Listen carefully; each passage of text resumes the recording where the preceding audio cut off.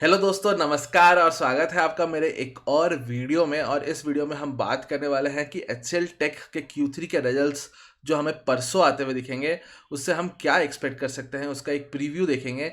And हम समझेंगे कि ब्रोकरेजेस यहाँ पे क्या मान रहे हैं कि रिजल्ट्स किस प्रकार के हो सकते हैं, हमें डिविडेंड कितना मिल सकता है। एंड इसके अलावा हम देखेंगे कि एज इन्वेस्टर्स हम कौन कौन से चीज़ें हैं जिसको मॉनिटर हमें करना चाहिए।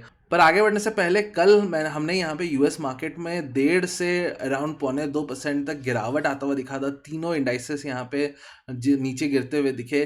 तो उसके पीछे के रीजंस क्या हैं एंड क्या ये इंडियन मार्केट को भी अफेक्ट कर सकता है, तो उसको मैंने डिस्कस किया था। आप जाके उसको मेरे चैनल से चेक कर सकते हैं। इसके अलावा जस्ट जाइल, Equinox and Philips Carbon Black के कल रिजल्ट्स आए थे, उसको भी मैंने डिस्कस किया था।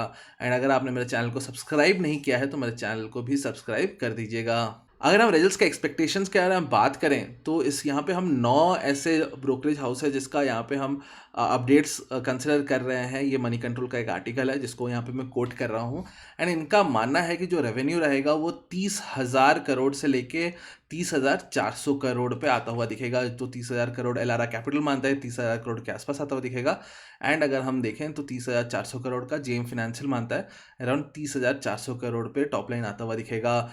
तो जो एलारा कैपिटल का मानना है 5% क्वार्टर ऑन क्वार्टर ग्रोथ रहेगा and 7% year on year growth आता हुआ दिखेगा टॉप लाइन में। एंड एलारा कैपिटल मान रहा है कि 30,000 करोड़ का जो रेवेन्यू रहेगा वो ऑलमोस्ट 3.5% से जंप करता हुआ दिखेगा quarter on quarter and 5% jump करता हुआ दिखेगा ईयर एन ईयर। अगर हम प्रॉफिट्स का हम बात करें तो प्रॉफिट यहाँ पे 4,400 करोड़ से 4,800 करोड़ के बीच में यहाँ पे घूमता हुआ दिख सकता है, जो कि अगर हम क्वार्टर ऑन क्वार्टर देखें तो 4% से 13% के बीच में बढ़ता हुआ दिख सकता है। यानी ये जो रेंज है वो बहुत ही बड़ा रेंज है, यहाँ पे 4 से 13% तक। एंड ईयर एन ईयर भी ये 1 से 10% का एक रेंज देते हुए दिख रहे हैं। तो ये रेंज बहुत बड़ा है। एंड हम नुवामा की बात माने एंड अगर हम 10% year on year profit growth देखते हैं तो यहाँ पे हम स्टॉक में एक अच्छा उछाल आता हुआ देख सकते हैं। एंड अगर हम एलारा कैपिटल जो जो प्रेडिक्ट कर रहा है कि 1% से प्रॉफिट ग्रो कर रहा होगा ईयर एन ईयर एंड 4% से क्वार्टर ऑन क्वार्टर, अगर ये होता है तो हम यहाँ पे स्टॉक प्राइस में गिरावट आता हुआ देख सकते हैं। अगर हम मार्जिन्स के बारे में बात करें तो यहाँ पे quarter on quarter margins better होते हुए दिखेंगे। क्यों, हम आगे बात करेंगे इसके ऊपर।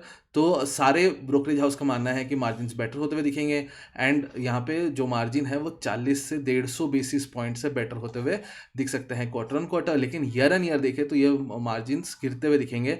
नुवामा मानता है कि 30 बेसिस पॉइंट का वहाँ पे भी मार्जिन्स बेटर होते हुए दिखेंगे। लेकिन बाकी सब का देखें तो यहाँ पे वो लोगों का मानना है कि 30 से 80 बेसिस पॉइंट तक यहाँ पे मार्जिन्स गिरते हुए दिख सकते हैं। तो रेवेन्यू क्यों बढ़ते हुए दिखेंगे? तो पहला तो जो वो रीज़न वो बता रहे हैं वो है फेवरेबल सीजनैलिटी। उनका जो पीएनपी बिजनेस है, जो कि प्रोडक्ट एंड प्लेटफॉर्म बिजनेस है, वहाँ पे एक 26% का ग्रोथ आता हुआ दिख सकता है। एंड ये जो प्रोडक्ट एंड प्लेटफॉर्म बिजनेस है ये इनका मार्की बिजनेस है। एंड यहाँ पे अगर हम देखें तो ये डिफ्रेंशिएट करता है इनको from other major IT stocks. तो उस हिसाब से देखें तो हम प्रोडक्ट एंड प्लेटफॉर्म बिजनेस में 26% का ग्रोथ आ सकता है। एंड ये हाई मार्जिन बिजनेस भी है, तो मार्जिन भी बेटर होते हुए दिख सकते हैं quarter on quarter, only because कि पीएनपी जो बिजनेस है, जो कि हाई मार्जिन बिजनेस भी है, उसमें एक अच्छा 26% का ग्रोथ आता हुआ दिख सकता है। ये जो ग्रोथ है वो ऐसा नहीं है कि सडन राइज है, ये एक सीजनैलिटी फैक्टर है।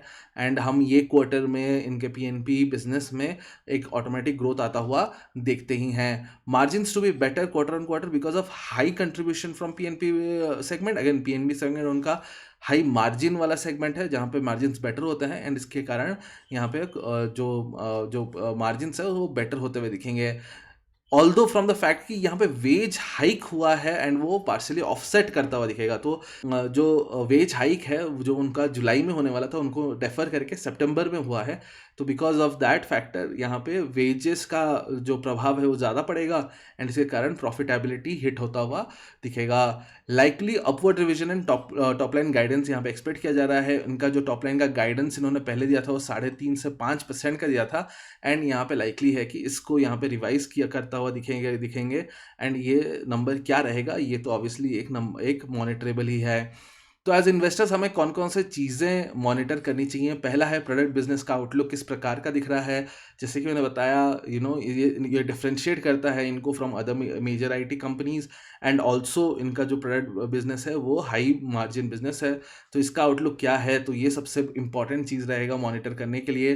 फ्यूचर ग्रोथ ड्राइवर्स क्या हैं, गाइडेंस क्या दे रहे हैं, वो रहेगा। डील विंस किस प्रकार के आते हैं। माना तो ये जा रहा है कि फ्लैटिश रहेगा क्वार्टर ऑन क्वार्टर, लेकिन अगर हम यहाँ पे एक पॉजिटिव सरप्राइज देखते हैं तो एक बेटर हो सकता है, क्योंकि इनका जो बिजनेस है ये बहुत ज़्यादा यूएस लेड बिजनेस है। 67-68% ऑफ द बिजनेस इनका आता है यूएस से, जबकि सेम नंबर अगर हम टीसीएस का देखें तो वो 50% का होता है। तो अगर यहाँ पे यूएस लेड नंबर्स बेटर आते हैं, क्योंकि यूएस में थोड़ा बहुत अगर हम देखें तो सिनेरियो बदला है एक लास्ट कुछ क्वार्टर से, तो ये अगर उनको पॉजिटिवली अफेक्ट करता हुआ दिख सकता है। तो डील विंस पॉजिटिवली सरप्राइज कर सकता है, लेकिन हाँ एक्सपेक्टेशन है कि फ्लैटिश रहेगा quarter on quarter. Pricing environment कैसा है, ईयर ऑन ईयर हम देख रहे हैं कि मार्जिन से गिरते हुए दिखे हैं, बिकॉज यहाँ पे प्राइसिंग एनवायरनमेंट इतना अच्छा नहीं रहा है लास्ट कुछ सालों में। तो प्राइसिंग एनवायरनमेंट किस प्रकार का रहेगा एंड ये ईयर ऑन ईयर मार्जिन को कितना अफेक्ट कर रहा है, वो उसको हमें देखना पड़ेगा। एंड ऑब्वियसली हमें फिर देखना है कि मार्जिन की कमेंट्री क्या आती है। माना तो ये जा रहा है कि मार्जिन अनचेंज रहेगा गाइडलाइन के हिसाब से, लेकिन इनका अगर कमेंट्री क्या है, क्या और बेटर मार्जिन आता हुआ देख सकते हैं, may be if not this year next year यहाँ पे। एंड प्राइसिंग एनवायरनमेंट इस साल और नेक्स्ट साल किस प्रकार का रहेगा, इसको एज इन्वेस्टर्स हमें मॉनिटर करना चाहिए। लास्ट जो चीज़ है वो ये है कि यहाँ पे बहुत लोग मान रहे हैं कि ब्रोकरेजेस, जो बड़े बड़े ब्रोकरेजेस हैं, वो यहाँ पे अपग्रेड करते हुए दिखेंगे स्टॉक को because of its out performance. ये अगर हम देखें जितने भी मेजर आईटी कंपनीज है उसको आउट परफॉर्म करता हुआ दिखेगा। एंड अगर ये आउट परफॉर्मेंस के बाद यहाँ पे बाकी जो ब्रोकरेज कंपनीज हैं जैसे मॉर्गन स्टैनली हो गया, सीएलएसए हो गया, जेफरीज हो गया, इनका क्या कहना है एंड ये क्या टारगेट प्राइस देते हैं, ये कमेंट्री भी हम इंतज़ार करेंगे। और ये रिजल्ट मंडे को आएगा and may be Tuesday Wednesday को हम ये ब्रोकरेज रिपोर्ट्स आता हुआ देखेंगे। तो ये भी एक चीज़ रहेगा जो हमें यहाँ पे मॉनिटर करना चाहिए। अगर इस कंपनी का रिटर्न प्रोफाइल की हम बात करें तो लास्ट 1 मंथ में ये स्टॉक ने ऑलरेडी 3% का रिटर्न दे रखा है। 3 मंथ में ये स्टॉक 10% से भाग चुका है। 6 मंथ में अगर हम देखें 32% से स्टॉक भाग चुका है। इस दौरान सेंसेक्स 3% से डाउन है, लेकिन हाँ एचसीएल टेक यहाँ पे 32% से भाग चुका है। लास्ट 1 साल में भी 34% का रिटर्न है। 3 साल में देखें तो 55% का, 5 साल में 244%, 10 साल में 417% का रिटर्न आता हुआ दिख रहा है इस स्टॉक से।